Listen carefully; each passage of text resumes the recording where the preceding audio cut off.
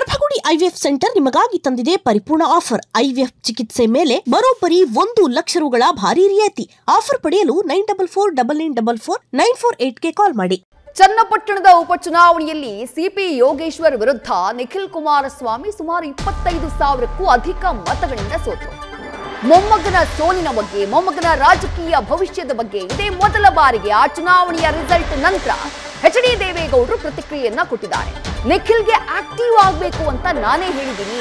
ರಾಜಕೀಯದಲ್ಲಿ ನಿಖಿಲ್ ಬೆಳೆಯುವುದನ್ನ ಯಾರೂ ತಡೆಯೋಕ್ಕಾಗಲ್ಲ ಅಂತ ಹೇಳಿ ದೆಹಲಿನಲ್ಲಿ ಮಾಜಿ ಪ್ರಧಾನಿ ಎಚ್.ಡಿ. ಗೌಡರು ಹೇಳಿಕೆಯನ್ನ ಕೊಟ್ಟಿದ್ದಾರೆ. ವಿದ್ಯಾವಂತ ಯುವಕರಿದ್ದಾರೆ, ಹೋರಾಟ ಮಾಡುವಂತಹ ಕಿಚ್ಚಿದೆ. ನಿಖಿಲ್ ಕುಮಾರಸ್ವಾಮಿಗೆ ಫ್ಯಾಮಿಲಿ ಬ್ಯಾಕ್ಗ್ರೌಂಡ್ ಕೂಡ ಇದೆ. ಇನ್ನು ಮುಂದೆ ನಿಖಿಲ್ ಹೋರಾಟ ಮಾಡುವುದು ಸತ್ಯ, ಅವರು ಜನಸೇವೆ ಮಾಡುವುದನ್ನ ಯಾರೂ ತಡೆಯೋಕ್ಕಾಗಲ್ಲ ಅಂತ ಹೇಳಿ ದೆಹಲಿಯಲ್ಲಿ ಮಾಜಿ ಪ್ರಧಾನಿ ಎಚ್.ಡಿ. ದೇವೇಗೌಡ ನಿಖಿಲ್ ಕುಮಾರಸ್ವಾಮಿ ಅವರ ರಾಜಕೀಯ ಭವಿಷ್ಯಕ್ಕೆ ಸಂಬಂಧಪಟ್ಟ ಹಾಗೆ ಪ್ರತಿಕ್ರಿಯಿಸಿದ್ದಾರೆ. ಆಕ್ಟಿವ್ ಆಗಬೇಕು ಅಂತ ನಾನೇ ಹೇಳಿದೆ.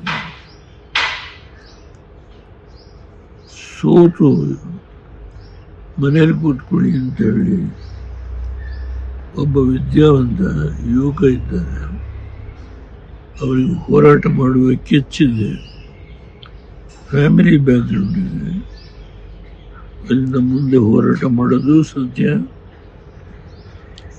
ಅವರು ರಾಜಕೀಯದಲ್ಲಿ ಬೆಳೆಯೋದನ್ನು ಯಾರ್ಯಾರು ಜನಸೇವೆ ಮಾಡೋದಕ್ಕೆ ತಡೆಯೋದಕ್ಕಾಗಲ್ಲ.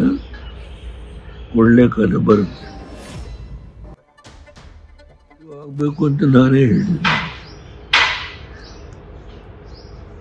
ಸೋತು ಮನೇಲಿ ಕೂತ್ಕೊಳ್ಳಿ ಅಂತ ಹೇಳಿ ಒಬ್ಬ ವಿದ್ಯಾವಂತ ಯುವಕ ಇದ್ದಾರೆ, ಅವರಿಗೆ ಹೋರಾಟ ಮಾಡುವ ಕಿಚ್ಚಿದೆ, ಫ್ಯಾಮಿಲಿ ಬ್ಯಾಕ್ಗ್ರೌಂಡ್ ಇದೆ, ಅದರಿಂದ ಮುಂದೆ ಹೋರಾಟ ಮಾಡೋದು ಸತ್ಯ. ಅವರು ರಾಜಕೀಯದಲ್ಲಿ ಬೆಳೆಯೋದನ್ನು ಯಾರ್ಯಾರು ಜನಸೇವೆ ಮಾಡೋದಕ್ಕೆ ತಡೆಯೋದಕ್ಕಾಗಲ್ಲ. ಒಳ್ಳೆ ಕಾಲ ಬರುತ್ತೆ. ಒಳ್ಳೆ ಕಾಲ ಬಂದೇ ಬರುತ್ತೆ ತನ್ನ ಮೊಮ್ಮಗನಿಗೆ ಅನ್ನುವಂತಹ ವಿಶ್ವಾಸವನ್ನ ಮಾಜಿ ಪ್ರಧಾನಿ ಎಚ್.ಡಿ. ದೇವೇಗೌಡರು ವ್ಯಕ್ತಪಡಿಸಿದ್ದಾರೆ. ಚನ್ನಪಟ್ಟಣ ಬೈ ಎಲೆಕ್ಷನ್ನ ರಿಸಲ್ಟ್ ಬಂದ ಬಳಿಕ 25,000ಕ್ಕೂ ಹೆಚ್ಚು ಮತಗಳಿಂದ ಮೊಮ್ಮಗ ನಿಖಿಲ್ ಸೋತ ಬಳಿಕ ಇದೇ ಫಸ್ಟ್ ರಿಯಾಕ್ಷನ್ ಎಚ್.ಡಿ. ದೇವೇಗೌಡರು ನೀಡ್ತಾ ಇರೋದು. ಮೊಮ್ಮಗನನ್ನ ಚನ್ನಪಟ್ಟಣ ಅಖಾಡದಲ್ಲಿ ಗೆಲ್ಲಿಸುವುದಕ್ಕೆ ಖುದ್ದು ಎಚ್.ಡಿ. ದೇವೇಗೌಡರು ಅಖಾಡಕ್ಕಿಳಿದಿದ್ರು. ಹಳ್ಳಿಗೆ ಹೋಗಿ ಪ್ರಚಾರವನ್ನ ಮಾಡಿದ್ರು. ಅವರ ಈ ಇಳಿ ವಯಸ್ಸಿನಲ್ಲೂ ಬಹಳ ಅಬ್ಬರದ ಪ್ರಚಾರವನ್ನ ನಡೆಸಿದ್ರು. ಬಹಳ ಕಟು ಪದಗಳನ್ನ, ವಾಗ್ದಾಳಿಗಳನ್ನ ಕಾಂಗ್ರೆಸ್ ವಿರುದ್ಧ, ಸಿದ್ದರಾಮಯ್ಯ ಅವರ ವಿರುದ್ಧ ಮಾಡಿದ್ರು. ಬಟ್ ಅಷ್ಟೆಲ್ಲ ಮಾಡಿದ್ರು ಕೂಡ ನಿಖಿಲ್ ಕುಮಾರಸ್ವಾಮಿ ಅವರನ್ನ ಆ ಸೋಲಿನ ಹಾದಿಯಿಂದ ತಪ್ಪಿಸುವುದಕ್ಕೆ ಎಚ್.ಡಿ. ದೇವೇಗೌಡರಿಗೆ ಸಾಧ್ಯ ಆಗಿರ್ಲಿಲ್ಲ. ಈಗ ಸೋಲಂತೂ ಆಗೋಗಿದೆ. ಬಟ್ ಮುಂದಿನ ಭವಿಷ್ಯದ ಬಗ್ಗೆ, ಮುಂದಿನ ರಾಜಕೀಯ ಜೀವನದ ಬಗ್ಗೆ ನಿಖಿಲ್ ಕುಮಾರಸ್ವಾಮಿ ಫೋಕಸ್ ಮಾಡ್ತಾರೆ ಅನ್ನುವಂತಹ ವಿಶ್ವಾಸವನ್ನ ಎಚ್.ಡಿ. ದೇವೇಗೌಡರು ವ್ಯಕ್ತಪಡಿಸಿದ್ದಾರೆ.